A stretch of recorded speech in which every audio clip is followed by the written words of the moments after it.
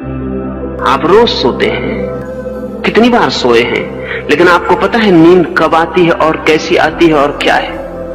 नहीं, कुछ पता नहीं। हमें सिर्फ इतना पता है कि कब तक हम जागे थे, 12 बजे रात तक जागे थे। फिर नींद कब आई, किस क्षण में आई, कैसे आपके ऊपर छा गई, कैसे आप उसमें डूब गए, इसका आपको कभी पता हुआ है? इसका कोई पता नहीं। जिंदगी भर सोएंगे, 60 साल आदमी जीता है तो 20 साल सोता है।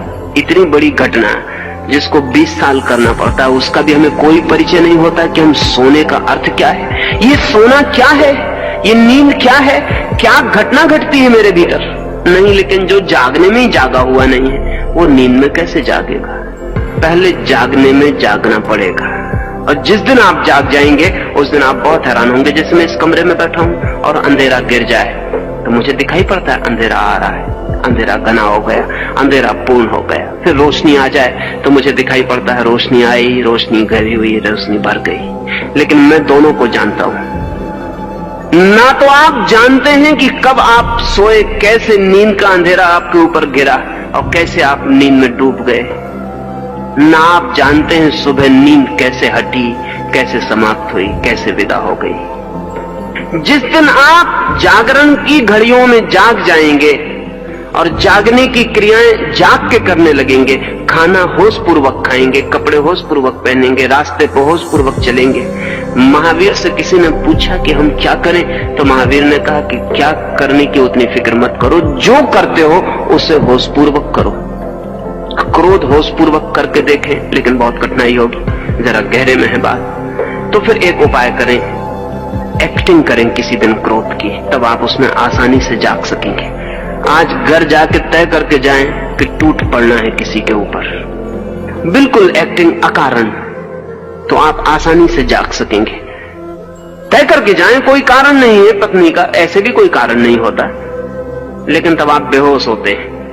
तय करके जाएं कि पति का आज कोई कारण नहीं है, अकारण टूट पड़ना है, और पूरी तरह क्रोध करें, तो आप देख पाएंगे क्रोध को। इधर क्रोध चलेगा, इधर भीतर आप देख पाएंगे कि ये क्रोध चलता है। और अगर एक्टिंग के क्रोध को भी देख लिया तो दोबारा जो क्रोध होगा वो एक्टिंग हो जाएगा। अगर एक बार हम क्रोध का अभिनय कर सके तो फिर कभी भी क्रोध बिना अभिनय के नहीं होगा, अभिनय ही हो जाएगा, उसके हमसे भीतरी संबंध टूट जाएंगे। तो जो चीजें गहरी हैं उनको एक्टिंग से शुरू करें, जो चीजें गहरी हैं उनको होश पूर्वक अभिनय करें, तो उनमें आप जाग सकेंगे। और अगर जागने के क्षणों में जागना आ जाए तो फिर नींद के क्षणों में जागना आना शुरू हो जाएगा। जिस दिन आप नींद में जाग जाएंगे उस दिन आप अनकॉन्शियस में प्रवेश करेंगे। कृष्ण ने गीता में उसी की बात कही है कि योगी रात भी जब सब सोते हैं तब जागता है, वो दूसरा चरण है। नींद में अगर आप जाग गए तो आप बहुत हैरान हो जाएंगे, इतने हैरान होंगे कि आपकी पूरी जिंदगी बदल जाएगी।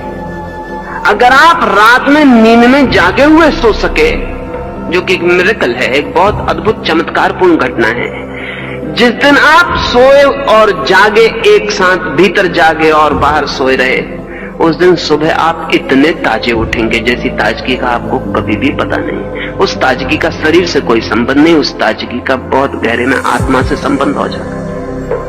जिस दिन आप जागे हुए सो सकेंगे उस दिन आपके स्वप्न तिरोहित होने लगेंगे, क्योंकि आप स्वप्नों के प्रति जाग जाएंगे। ऐसा नहीं कि बाद में पता चलेगा कि मुझे स्वप्न आया, जब स्वप्न आ रहा है तभी आप जानेंगे कि स्वप्न आ रहा है। जैसा मैंने आपसे कहा कि चेतन मन की क्रियाओं के प्रति जागे तो अचेतन मन में प्रवेश हो जाएगा, फिर अचेतन मन की क्रियाओं के प्रति जागे तो समष्टि अचेतन कलेक्टिव अनकॉन्शियस में प्रवेश हो जाएगा। अचेतन मन की क्रिया है स्वप्न। स्वप्न के प्रति जब जागेंगे तो आप अचानक पाएंगे एक दरवाजा नीचे और खुल गया, वो कलेक्टिव अनकॉन्शियस का दरवाजा है। वो मेरा अचेतन नहीं है, हम सबका अचेतन है। उस समष्टिगत अचेतन की अपनी क्रियाएं हैं जिनको धर्मों ने बड़ा महत्व दिया है, बड़े अनुभव है। उस अचेतन मन के बड़े गहरे अनुभव हैं जिनको जुंग ने आर्कटाइप कहा है, जिसको उसने कहा है धर्म प्रतीक।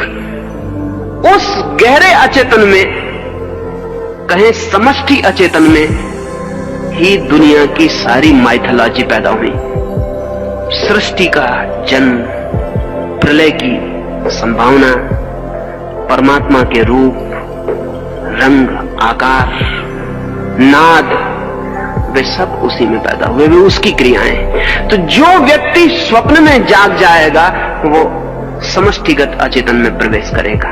और समष्टिगत अचेतन की अपनी क्रियाएं हैं, जिनको लोग धार्मिक अनुभव कहते हैं, वे भी धार्मिक अनुभव नहीं है, वे भी मानसिक अनुभव हैं समष्टिगत अचेतन के। रंगों के विस्तार, प्रकाशों का उद्भव, अभूतपूर्व सुगंधें, अभूतपूर्व ध्वनियां, वे सब वहां पैदा होंगी। सृष्टि के जन्म और मरण को भी वहां देखा जा सकता है। उस क्षण को भी देखा जा सकता है जब पृथ्वी पैदा हुई, और उस क्षण को भी देखा जा सकता है जब पृथ्वी अस्त हो जाएगी। वहीं से दुनिया की सारी मिथ ऑफ क्रिएशन पैदा हुई। इसलिए बड़े मजे की बात है कि दुनिया की सृष्टि के जितने भी सिद्धांत पैदा हुए वे सब समान हैं, एक से। चाहे ईसाई हो, चाहे मुसलमान हो, चाहे हिंदू हो, इससे बहुत फर्क नहीं पड़ा। शब्दों के फर्क पड़े। उसी क्षण में, उस चेतना की उस अवस्था में ही बहुत सी बातें जानी गई जो सारी दुनिया में समान है। जैसे सारी दुनिया में एक ख्याल है कि कभी कोई एक महाप्रलय आया। ईसाइयों को भी ख्याल है कि कभी कोई एक महाप्रलय आया, हिंदुओं को भी ख्याल है कि कभी कोई एक महाप्रलय हुआ।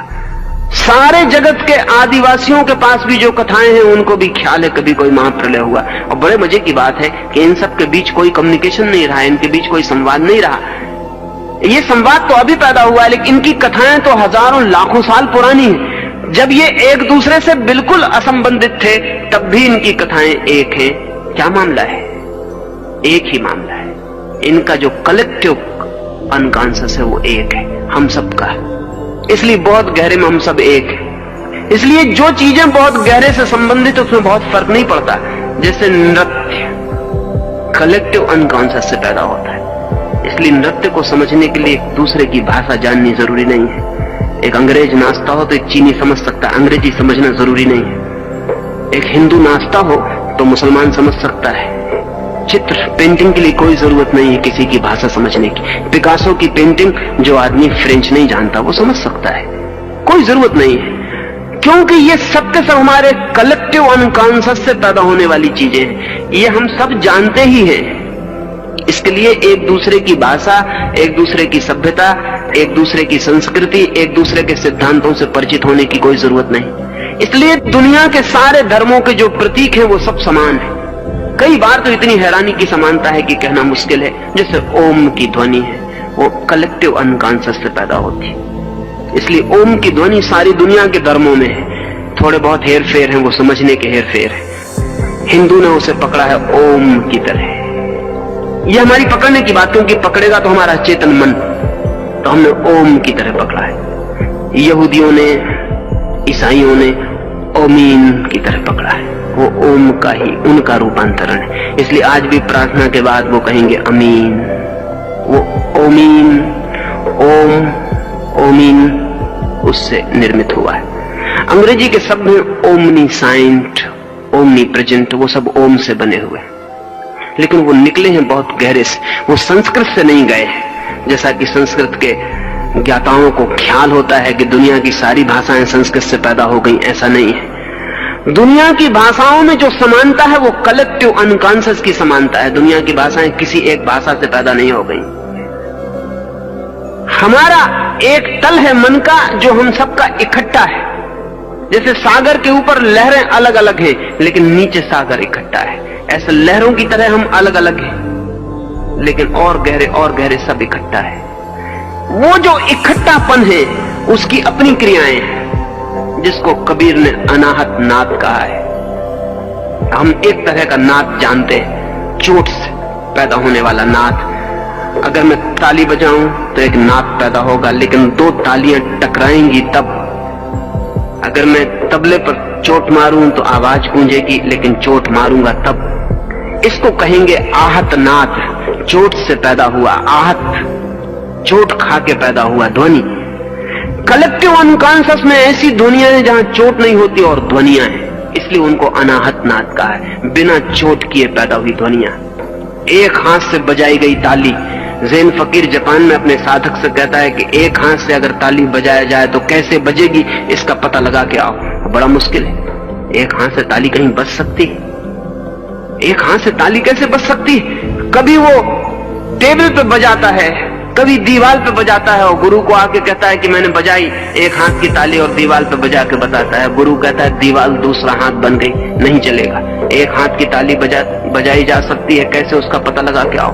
वो तब तक पता नहीं लग सकता जब तक कि वो अनाहत नाद में ना उतर जाए। वो उसी में उतारने के लिए कह रहा है कि एक हाथ की ताली कैसे बजती है इसको खोजो। कलेक्टिव अनकॉन्शियस की जो क्रियाएं हैं, अगर हम उनके प्रति जाग जाएं तो हम कॉस्मिक अनकॉन्शियस में उतर जाते हैं, तब हम ब्रह्म अचेतन में उतर जाते हैं, जिसको इस मुल्क में प्रकृति कहा गया है। प्रकृति शब्द को समझ लेना उचित होगा। प्रकृति का मतलब होता है जब सब बना उसके पहले भी जो था, कृति के भी जो पहले है। प्री क्रिएशन अगर अंग्रेजी में बनाए शब्द तो बनेगा प्री क्रिएशन। सृष्टि के भी पहले से जो है, जिससे सब पैदा हुआ, जो पैदा होने के पहले भी था, उसको कहते हैं प्रकृति। वो जो कॉस्मिक अनकॉन्शियस है वो प्रकृति है, उससे ही सब आया। अब इसको ऐसा समझ ले, चेतन मन मेरा है, अचेतन मन भी मेरा है, लेकिन कलेक्टिव अनकॉन्शियस हमारा है। वो मेरा नहीं है, वो आपका नहीं है, वो हमारा है। कॉस्मिक अनकॉन्शियस हमारा भी नहीं है, सबका है। उसमें पत्थर भी सम्मिलित थे, पक्षी भी सम्मिलित थे, नदी भी सम्मिलित है, पहाड़ भी सम्मिलित है। वो प्रकृति है। वहां जो उतर जाए उसके आगे उतरने को नहीं रह जाता। वो बॉटमलेस अबिस है, उसके नीचे फिर उतरने का कोई उपाय नहीं। वो शून्य खाई है। इस उतरने की प्रक्रिया है अप्रमाद। जहां आप हैं वहीं जागना शुरू करें। जिस दिन आप वहां जाग जाएंगे, आपको नीचे के दरवाजे की कुंजी मिल जाएगी। फिर वहां जागना शुरू करें और नीचे की कुंजी मिल जाएगी। और एक दूसरी प्रक्रिया पूरे समय साथ चलेगी। जब तक आप चेतन में हैं, तब तक आप सुपर कॉन्शियस में, अति चेतन में नहीं जा सकते, ऊपर नहीं बढ़ सकते। आपकी जड़ों को अनकॉन्शियस में उतरना पड़ेगा। जिस दिन आपकी जड़ें अचेतन में उतर जाएंगी, उसी दिन आपकी शाखाएं सुपर कॉन्शियस में फैल जाएंगी, ऊपर उठ जाएंगी। फ्रायड और जुंग सुपर कॉन्शियस में नहीं पहुंच पाते क्योंकि वे अनुमान कर रहे हैं। इसलिए वे अनकॉन्शियस, कलेक्टिव अनकॉन्शियस, इनकी तो बात करते हैं नीचे की, ऊपर की उनके पास कोई कल्पना नहीं है। लेकिन ये जगत सदा एक संतुलन है। यहां जितने नीचे जाने का उपाय है, उतना ही ऊपर जाने का उपाय है। असल में नीचे का अस्तित्व ही नहीं हो सकता अगर ऊपर का अस्तित्व ना हो। ऊपर का और नीचे का अस्तित्व एक साथ ही हो सकता है। अगर बायां ना हो तो दायां नहीं हो सकता, कि हो सकता है? अगर दायां है तो बाएं का अस्तित्व जरूर होगा, चाहे पता हो चाहे ना हो। क्या नीचे का अस्तित्व हो सकता है ऊपर के बिना? फिर उसे नीचे कैसे कहिएगा? नीचे का कोई अस्तित्व नहीं हो सकता ऊपर के बिना। क्या दुख का अस्तित्व हो सकता है सुख के बिना? फिर उसे दुख कैसे कहिएगा? दुख का कोई अस्तित्व नहीं हो सकता सुख के बिना। जिंदगी सदा ही दोहरी है। जितना नीचे है उतना ऊपर है। जो जो नीचे है वही वही ऊपर भी है। फर्क इतना ही है कि नीचे अंडरग्राउंड है, अंधेरे में है, ऊपर खुले आकाश में, सूरज की रोशनी में। जितने नीचे उतरेंगे उतना अंधेरा बढ़ता जाएगा। और जो कॉस्मिक अनकॉन्शियस से प्रकृति है वो पूर्ण अंधकार है, विराट अंधकार है, अंधकार ही अंधकार है। जितने ऊपर बढ़िएगा उतना प्रकाश बढ़ता जाएगा। और वो जो कॉस्मिक कॉन्शियस है ब्रह्म, वो पूर्ण प्रकाश है, प्रकाश ही प्रकाश है। लेकिन ऊपर जाने का रास्ता नीचे होके जाता है। The peak is to be achieved via the abyss. वो जो नीचे खाई है उसके द्वारा चोटी पर पहुंचा जाता है। यही सबसे बड़ी साधना की कठिनाई है। यही समझना सबसे ज्यादा कठिन हो जाता है कि ऊपर जाने के लिए नीचे जाना पड़ेगा। हम सोचते हैं सीधे ऊपर चले जाएं, लेकिन सीधे हम ऊपर नहीं जा सकते। अगर हम सीधे ऊपर जाएंगे तो स्पेकुलेशन शुरू हो जाएगा। फिर हम ऊपर का दर्शन बना लेंगे, super conscious, collective conscious, cosmic conscious. इसके हम सिद्धांत बना सकते हैं, लेकिन ये सिद्धांत सिर्फ सिद्धांत होंगे, वैचारिक। जो सीधा ऊपर जाएगा वो फिलसफी में चला जाएगा, दर्शन में चला जाएगा, धर्म में नहीं जा सकेगा। जिसे धर्म के अनुभव में जाना है उसे पहले नीचे उतरना पड़ेगा। ये बड़े मजे की बात है। जिसे संत होना हो उसे बहुत गहरे अर्थों में पापी होना पड़ता है, और जो व्यक्ति गहरे अर्थों में पापी होने से बच गया वो गहरे अर्थों में संत नहीं हो सकता। ये लगती बहुत अजीब सी बात है, लेकिन ऐसा ही है, ये तथ्य है, इससे कोई उपाय नहीं। इसलिए अक्सर ऐसा हो जाता है कि बड़े पापी एकदम से बड़े संत हो जाते हैं और छोटे पापी छोटे ही पापी बने रहते हैं, क्योंकि जो भी जगत में ट्रांसफॉर्मेशन है, रूपांतरण है, वो सदा गहराइयों से आते हैं। नीचे उतरना जरूरी है ऊपर जाने के लिए। नीचे का एक वचन आपसे कहूं, नीचे ने कहा है कि जिस वृक्ष को आकाश छूना हो उस वृक्ष को अपनी जड़ें पाताल तक पहुंचाने की हिम्मत जुटानी पड़ती है। बहुत घबराने वाली बात है नीचे उतरना, क्योंकि वहां अंधकार है। जब आप चेतन से अचेतन में उतरेंगे तो बहुत अंधकार में उतर जाएंगे, लेकिन जितने अंधकार में उतरने की आप हिम्मत जुटाते हैं उतने प्रकाश के अधिकारी और पात्र हो जाते हैं। पात्रता आती है अंधेरे में उतरने से, साहस आता है अंधेरे में उतरने से, योग्यता आती है अंधेरे में उतरने से। इसलिए ऊपर की फिक्र छोड़ दें, नीचे की फिक्र करें और एक एक कदम पर प्रमाद को तोड़ते चले जाएं। कहां से शुरू करेंगे? शुरू सदा वहीं से करना पड़ता है जहां आप हैं।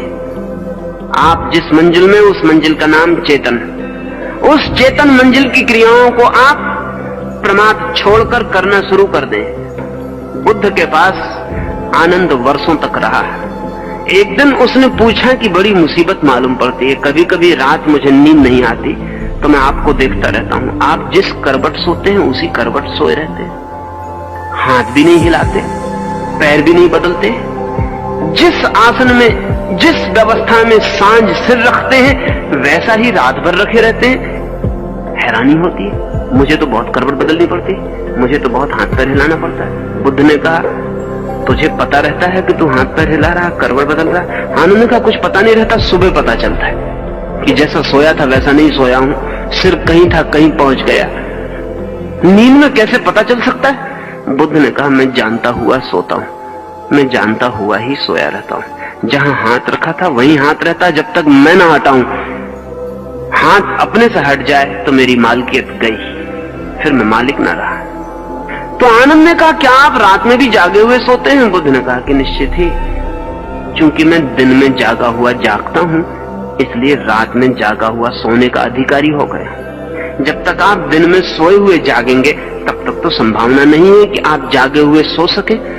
जब जागने में सोए रहते हैं तब सोने में तो सोए ही रहेंगे। जागने में जागना शुरू करना पड़ेगा, वहीं से प्रमाद तोड़े। महावीर अपने भिक्षुओं को निरंतर कहते थे विवेक से उठो, विवेक से चलो, विवेक से बैठो। इसका मतलब क्या था? शायद अनेक उनके साधु यही समझते हैं कि विवेक से उठने का मतलब, विवेक से बैठने का मतलब, जो महावीर के साधुओं ने समझा है वो महावीर का ख्याल नहीं है। महावीर के साधु समझते हैं विवेक से चलो, इसका मतलब है कि किसी की बिछाए हुए बिस्तर पर पैर मत रखना, किसी के बिछाए हुए गलीचे पे मत चलना, सूखी जमीन में चलना, गीली जमीन में मत चलना। विवेक से खाओ तो साधु महावीर का हजारों साल से समझ रहा है कि ये खाना और ये मत खाना। विवेक का मतलब लोगों ने समझा है डिस्क्रिमिनेशन, विवेक का ये मतलब नहीं है महावीर का। महावीर का विवेक से मतलब है होश, महावीर का विवेक से मतलब है अवेयरनेस, डिस्क्रिमिनेशन नहीं। क्योंकि जहां अवेयरनेस है वहां तो डिस्क्रिमिनेशन अपने आप आ जाता है छाया की तरह, लेकिन जहां डिस्क्रिमिनेशन है वहां अवेयरनेस नहीं आने की जरूरत है, कोई जरूरत नहीं। महावीर कहते हैं विवेक से चलो, उसका मतलब है जानते हुए चलो, होश से चलो कि तुम चल रहे हो। अब इस होश में ये सब आ जाएगा, जो गलत है वो नहीं होगा, क्योंकि होश पूर्वक किसी ने कभी कोई गलत काम नहीं किया, कर नहीं सकता। होश पूर्वक जो भी किया जाता है वो सदा ठीक है। होश पूर्वक पुण्य ही किया जा सकता है, होश पूर्वक पाप नहीं किया जा सकता। इसलिए महावीर जब कहते हैं होश पूर्वक खाओ तो उसका मतलब ये नहीं कि ये खाओ और ये मत खाओ, उसका मतलब है होश पूर्वक खाओ, खाने की क्रिया होश पूर्वक हो। उसमें ये तो आ ही जाता है कि क्या छोड़ो क्या न छोड़ो, वो छूट ही जाएगा। उसे छोड़ने के लिए अलग से नियम, अलग से व्यवस्था बनाने की जरूरत नहीं है। और जो आदमी अलग से नियम बनाता है वो बता रहा है कि उसका होश अभी नहीं जगा। मैं जाके कसम खाता हूं मंदिर में कि मैं दरवाजे से ही निकलूंगा, कभी दीवार से नहीं निकलूंगा। तो लोग कहेंगे आप अंधे तो नहीं हैं, क्योंकि ये कसम सिर्फ अंधे ही खा सकते हैं। और ध्यान रहे, अंधा कितनी ही कसम खाए कभी न कभी दीवार से टकराएगा ही। अंधे के बस के बाहर है कसम को पूरा करना। और आंख वाला आदमी कभी कसम नहीं खाता कि मैं दरवाजे से निकलूंगा, दीवार से ना निकलूंगा। आंख वाला आदमी दरवाजे से निकलता है और दीवार से नहीं निकलता है, क्योंकि आंख होने का मतलब यह है कि वो बताती है कि दीवार से सिर्फ फूट जाएगा और दरवाजे से रास्ता है, दीवार से रास्ता नहीं है। जो विवेक से जीता है वो गलत को नहीं करता, गलत को नहीं करने की कसम कभी नहीं खाता। और जो आदमी गलत को ना करने की कसम खाता हो, जान लेना कि उसे अभी विवेक का कोई पता नहीं चला। वो अंधा आदमी। व्रत सिर्फ अंधे लेते हैं, आंख वाले लोग व्रत नहीं लेते। आंख वाले लोग जिस ढंग से जीते हैं वो व्रत है, व्रत लिया नहीं जाता। लेकिन हम सब मंदिरों में व्रत ले रहे हैं, हम कस्में खा रहे हैं कि मैं 1 साल ऐसा करूंगा, ऐसा नहीं खाऊंगा, ऐसा नहीं पीऊंगा। इसका मतलब यह है कि आपका चित्त तो पीना चाहता है, आपका चित्त तो खाना चाहता है। उस चित्त को रोकने के लिए आप उल्टी कसम खा रहे हैं, मंदिर में खा रहे हैं जिसमें भगवान का थोड़ा डर रहे, लोगों के सामने खा रहे हैं कि लोग जरा देखते रहें कि तुमने कहा था कि सिगरेट नहीं पिएंगे, अब तुम पी रहे हो। साधु के सामने कसम खा रहे हैं कि जरा बह रहे कि साधु को वचन दिया है तो पूरा करें। लेकिन एक बात पक्की है कि सिगरेट पीने की इच्छा भीतर मौजूद है, वो आदमी होश में नहीं है, इसलिए वो कसम खा रहा है। कसम किसके खिलाफ खाई जाती है? अपने खिलाफ। और अपने खिलाफ खाई गई कसमों को पालना बहुत मुश्किल है, और अगर पाल भी ली जाए तो उनसे कोई हित नहीं है, सिर्फ डेडनिंग, सिर्फ व्यक्तित्व की संवेदना छीन होती है और कुछ भी नहीं होता। नहीं, महावीर जब कहते हैं विवेक से चलो तो उसका मतलब है चलने की क्रिया होश पूर्वक हो, अप्रमादी हो, प्रमाद में ना हो, मूर्छित ना हो। पैर उठे तो जानो कि उठा, जमीन पे गिरे तो जानो कि गिरा, सिर घूमे तो जानो कि घूमा, बैठ रहे हो तो जानो कि बैठ रहे हो। कोई भी क्रिया बेहोशी में ना हो जाए। इसलिए महावीर से जब किसी ने पूछा कि आप साधु किसको कहते हैं, तो महावीर ने ये नहीं कहा कि जो मुंह पे पट्टी बांधता उसको मैं साधु कहता हूं। अगर महावीर ऐसा कहते तो 2 कौड़ी के आदमी हो जाते। मुंह पट्टी की जितनी कीमत है उतनी ही कीमत होती। महावीर ने ऐसा नहीं कहा कि जो नंगा रहता है उसको मैं साधु कहता हूं। अगर वो ऐसा कहते तो बड़े नासमझ सिद्ध होते, और जो जानने वाले थे वो अनंत समय तक उन पे हंसते। नहीं, महावीर ने जो जवाब दिया बहुत अद्भुत था। महावीर ने कहा जो जागा हुआ है उसे मैं साधु कहता हूं। असुप्ता मुनि, जो सोया हुआ नहीं है उसे मैं मुनि कहता हूं। बड़ी अद्भुत परिभाषा महावीर ने दी। जो सोया हुआ नहीं, असुप्ता मुनि, नहीं सोया है जो, उसे मैं साधु कहता हूं। पूछने वाले ने पूछा आप असाधु किसे कहते हैं? महावीर को कहना चाहिए था जो शराब पीता है, लेकिन ऐसा लगता है कि महावीर का शराब खानों से कोई संबंध नहीं था। जिनका शराब खानों से संबंध होता है वो यही समझाए चले जाते हैं कि जो शराब नहीं पीता, मांस नहीं खाता। महावीर का दिखता है किसी बूचर खाने से कोई संबंध नहीं था। जिनका होता है वो यही समझाए चले जाते हैं कि जो मांस नहीं खाता वो साधु, सिगरेट नहीं पीता वो साधु है, ये करता है ये नहीं करता। महावीर ने कहा सुप्ता अमुनि, जो सोया हुआ जीता है वो असाधु है। बड़ी हिम्मत की, बड़ी गहरी, बड़ी समझ की बात है। सिर्फ एक छोटे से सूत्र पर सब कुछ निर्भर होता है। आप जाग कर जी रहे हैं या सोकर जी रहे हैं। अगर आप जाग के जी रहे हैं आपकी जिंदगी में साधुता उतर आएगी। अगर आप सो के जी रहे हैं आपकी जिंदगी में असाधुता के सिवाय और कुछ भी नहीं हो सकता। आप सोए सोए भी साधु बन सकते हैं, वो बना हुआ साधु होगा, और बने हुए साधु असाधुओं से भी बदतर हालत में हो जाते, क्योंकि उनको ये भ्रम पैदा हो जाता है कि वो साधु है। और जब असाधु को ये भ्रम पैदा हो जाए कि वो साधु है, तो अब जन्म जन्म लग जाएंगे इस भ्रम से छूटने में। अप्रमाद साधना का सूत्र है, अप्रमाद साधना है।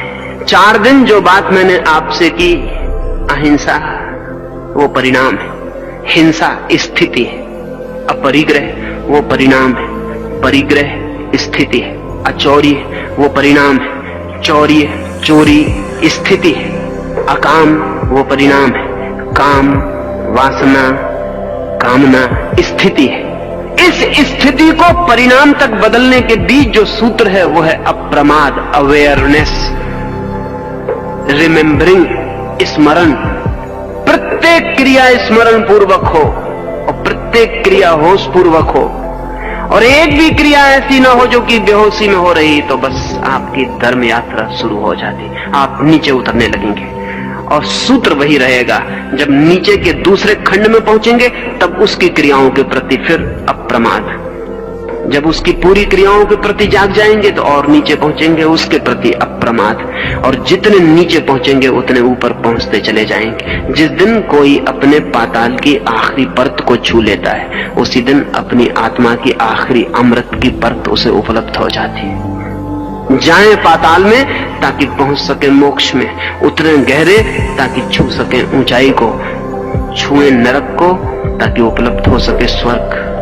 जाएं अंधकार में गहरे और गहरे ताकि प्रकाश को पाने की पात्रता मिल सके। अप्रमाद से और अप्रमाद के अतिरिक्त और किसी बात से नहीं ये संभव होता है। दुनिया में चाहे कहीं भी कुछ कहा गया हो, चाहे जीसस ने कुछ कहा हो, चाहे बुद्ध ने, चाहे महावीर ने, चाहे कृष्ण ने, वो सभी का सब अप्रमाद जैसे छोटे से शब्द में समा जाता है। कृष्ण कहते हैं नींद में भी जागो, जीसस कहते हैं जागे रहो क्योंकि पता नहीं वो कब आ जाए। ऐसा ना हो कि तुम सोए रहो और वो आए परमात्मा और तुम्हें सोया पाए और लौट जाए। जागो और प्रतीक्षा करो, be aware and awaiting. Jesus की सारी बातचीत इसी सूत्र पर घूमती है कि जागो और प्रतीक्षा करो, और महावीर का पूरी जिंदगी का प्रवचन एक ही बात को बार बार दोहराता है, होश पूर्वक, विवेक पूर्वक, अप्रमाद से जियो, मूर्छा नहीं। 2-3 सूत्र और अपनी बात में पूरी करूं। पहला सूत्र, ठीक से समझ लेना कि आप सोए हुए हैं। समझाने की कोशिश मत करना अपने को कि मैं सोया हुआ नहीं हूं। जस्टिफाई मत करना अपने को कि मैं सोया हुआ नहीं हूं। मन कहेगा कि मैं और सोया हुआ, दूसरे सोए हुए होंगे, मैं जागा हुआ आदमी हूं। मैं और सोया हुआ, शास्त्र पढ़ता हूं, सोए हुए कैसे पढ़ सकता हूं? आत्मा परमात्मा है ऐसा जानता हूं, सोए हुए कैसे जान सकता हूं? नहीं, मैं सोया हुआ नहीं, दूसरे सोए हुए हैं। सोया हुआ आदमी सदा दूसरों को सोया हुआ टाल के अपने को जागा हुआ मान लेता है। ये नींद को बचाने का उपाय है, इस सेफ्टी मेजर है नींद का, और नींद के अपने उपाय हैं बचने के। ध्यान रखना, नींद टूटने से बचना चाहती है। नींद सब तरह का इंतजाम करती है कि टूट न जाए। अगर आप रात भूखे सो गए हैं तो नींद अपने को बचाने के लिए भोजन देती है आपको सपने में। अगर सपने में भोजन न मिले तो नींद टूट जाएगी, तो नींद इंतजाम करती है कि भोजन ले लो, झूठा सही, क्योंकि नींद झूठी चीजें दे सकती है, नींद सच्ची चीजें नहीं दे सकती। भूखे आदमी को सपने में निमंत्रण दिलवा देती नींद के सम्राट के घर आज भोज है और आपको निमंत्रण मिला है, और जो उस आदमी ने जिंदगी में कभी नहीं खाया वो नींद उसके सामने रख देती। ये नींद अपने को बचा रही है। आपको पेशाब लगी है नींद में, तो नींद कहेगी कि बाथरूम में चले जाओ, नींद में ही चले जाओ, उठने में नींद टूट जाएगी। आपने अलार्म भरा है 4 बजे उठने का, अलार्म की घंटी बजती, नींद कहती है घंटी नहीं, मंदिर का घंटा बज रहा, आराम से सो लो। नींद अपने सेफ्टी मेजर बनाए हुए है, नींद ने इंतजाम किया हुआ है कि टूट ना जाए। तो आप जागते में भी नींद का एक इंतजाम है। वो इंतजाम ये कि वो आपसे कहे कि तुम तो जागे हुए हो, बाकी लोग सोए हुए हैं, तुम इनको जगाने की कोशिश करो तो अच्छा, तुम तो जागे हुए ही हो। अगर आपका मन आपसे कहे कि जागे हुए ही हो, तो इस नींद के सुरक्षा से बचना, इस धोखे में मत पड़ जाना। एक, जिस दिन पता चल जाए कि मैं सोया हुआ हूं, एहसास हो जाए, और कल की कोई जरूरत नहीं है, अभी यही एहसास हो सकता है कि सोए हुए, तो फिर जागने का उपाय शुरू करना, छोटी छोटी क्रियाओं में जागना, और जो गहरी क्रियाएं हैं उनका अभिनय करके जागने की कोशिश करना। अगर संकल्प पूर्वक नींद की तरकीबों से बचते हुए जागने की प्रयास किया जाए तो जो महावीर को संभव हुआ, जो बुद्ध को संभव हुआ, वो आपको भी संभव हो सकता है। पोटेंशियली बीज रूप से आपकी वही संभावना है जो किसी की भी है। आप भी वही हो सकते हैं जो जगत में कोई भी कभी हुआ है। तो जागने की कोशिश करना, और जागने की कोशिश जब गहरी हो जाए तो रुक मत जाना, अन्यथा दूसरे चरण पर नींद पकड़ लेगी, दूसरे मंजिल में रह जाएंगे। फिर वहां जागने की कोशिश करना। लंबी है ये यात्रा, असंभव नहीं। कठिन है ये यात्रा, असंभव नहीं। जो करता है वो कर ही पाता है। और नीचे नीचे उतरते जाना, ऊपर की फिक्र छोड़ देना, ऊपर के फल अपने से आने लगेंगे। जितने आप नीचे उतरेंगे उतने ऊपर फूल खिलने लगेंगे, उनकी सुगंध, उनका प्रकाश, उसका आनंद झरने लगेगा। जैसे जैसे नीचे जाएंगे वैसे वैसे ऊपर जाने लगेंगे। और जिस दिन कोई व्यक्ति अपनी गहराई से गहराई को छू लेता है, द अल्टीमेट डेप्थ। जिस दिन परम गहराई को छू लेता है उसी दिन परम ऊंचाई को छू लेता है, और जिस दिन दोनों छू लेता है उस दिन गहराई और ऊंचाई एक हो जाती हैं, दो नहीं रह जाती। उस दिन सब एक हो जाता है। 7 मंजिल का ये मकान जिस दिन पूरा जान लिया जाता है उस दिन एक हो जाता है। उस दिन फिर इसमें 7 मंजिलें भी नहीं रह जाती, सब बीच के पर्दे गिर जाते हैं, दीवारें हट जाती और एक भवन रह जाता है। उस एक का अनुभव ही परमात्मा का अनुभव है, उस एक का अनुभव ही मोक्ष का अनुभव है, उस एक का अनुभव ही अद्वैत का अनुभव है, उस एक का अनुभव ही समाधि का अनुभव है। इन 5 दिनों में ये थोड़ी सी बातें मैंने आपसे कही, इसलिए नहीं कि मुझे कहने में कुछ मजा आता है, इसलिए नहीं कि आपको सुनने में थोड़ा मनोरंजन हो, बल्कि इसलिए कि शायद कहीं चोट लग जाए, वीणा का कोई तार आपके भीतर कब जाए और कोई यात्रा शुरू हो जाए। अंत में परमात्मा से प्रार्थना करता हूं कि आप अपने को बिना जाने समाप्त ना हो जाएं, आपकी जानने की, आपकी खोजने की, स्वयं से पूरी तरह परिचित होने की यात्रा शुरू हो। लेकिन अकेली परमात्मा से की गई प्रार्थना का कोई अर्थ नहीं हो सकता। आपसे भी प्रार्थना करता हूं कि परमात्मा को थोड़ा सहयोग दे।